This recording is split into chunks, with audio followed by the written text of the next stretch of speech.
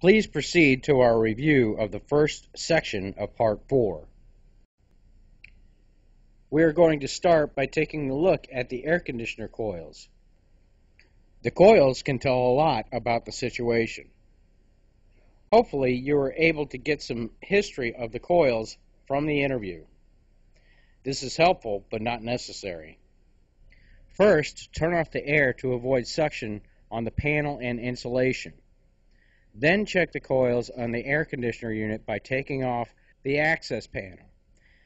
After removing the screws, make sure to run your finger between the housing and the insulation to avoid tearing the insulation attached to the panel, because it will most likely stick to the housing. Make note if it was necessary to document whether the panel has been recently removed. This would be useful in ruling out any tampering or recent repairs. There have been cases of people removing the soot to avoid detection. Are the coils covered with black soot? Are there any signs at all? Also, look at the copper lines coming into the unit. Are they covered with soot? This black soot is a combination of copper oxide and copper sulfide, according to Unified Engineers Report File 4050. If the air handler is in the garage, it can tell you whether tainted Chinese drywall is in the property and in the garage. This photo is a very clear example. Notice how the liquid line is clean, but the coils are not. This property was unoccupied, so there was minimal transfer of air from the inside of the house to the garage. In other similar cases where the property is occupied, the liquid line will look like aged copper and may not have residue. Heavy presence of tainted Chinese drywall usually means the coils have to be replaced about every 12 to 16 months. Typically, the coils in properly maintained units have a life of 10 plus years. If the system was well maintained, then it will be easier to read the signs. Poorly maintained coils will have a moderate to heavy amount of oxidation that will interfere with the signs to look for, especially in partially tainted properties. A clogged filter or dirty coil slow down airflow, which increase the amount of moisture that will build up on the coils. The rust and oxidation might actually interfere with the generation of soot or the ability of the gases to react with the coils. Occasionally you will run into a situation where the coils have been coated with some sort of salt or corrosion-inhibiting material which may prevent the corrosion effects. You can tell if it has been coated because the entire assembly has been coated, including the galvanized metal body of the coil. In some cases, the corrosion has penetrated the coating in various spots or patches. In your workbook is a collection of pictures of coated coils which you will need to study. These will help you read the various coil conditions and levels of corrosion and/or oxidation you will run into. It is important to look for any suspect signs on the coils. Some properties will not have any clear signs, but even if there is half a room with tainted Chinese drywall, it will show up on a typical set of coils. It is important to note the age of the coil. Typically in real estate transactions, the information is unknown. In this case, look for signs of age such as oxidation and dirt buildup. Ideally, there will be minor signs of oxidation or rust to indicate that it is the original coil, but it will not have any signs of copper oxide or sulfur soot. This will appear differently in partially tainted properties, so it is important to study the coil picture reference guide to draw a comparison. In partially tainted properties, the soot does not come off easily and has a different color tone. It also could be inconstant where the soot is in patches. So just because you see some shiny copper on some of the coils, that doesn't automatically mean the property is clean. In most cases, what you see on the coils sets the tone for the rest of the inspection.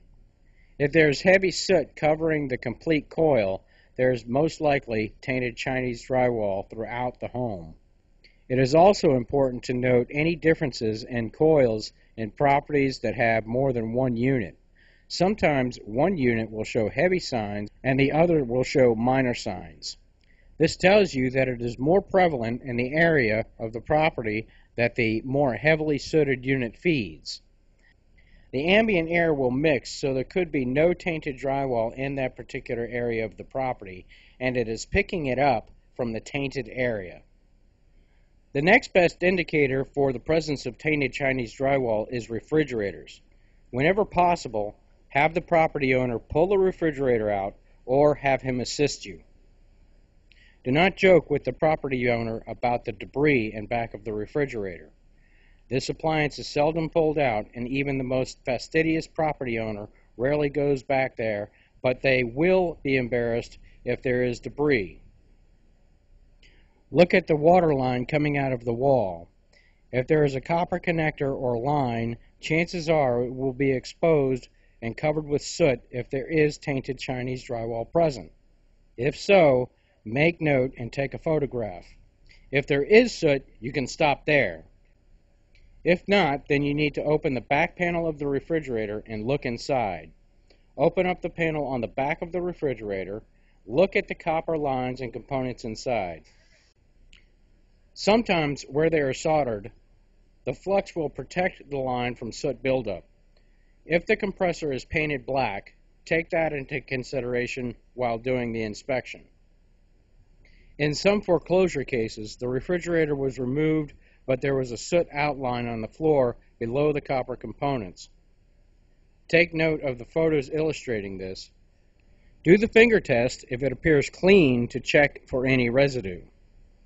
If the refrigerator shows no signs of being tampered with or has been recently replaced, no residue or darkening of copper indicates a clean property. It is important to consider the size of the property and air conditioning zones. In smaller properties with one zone, it will be more conclusive to determine a property free of tainted Chinese drywall with no signs on the refrigerator in lieu of a large home with multiple zones. Take note of the photo illustrating a property with tainted Chinese drywall only in one room and the effects on the refrigerator.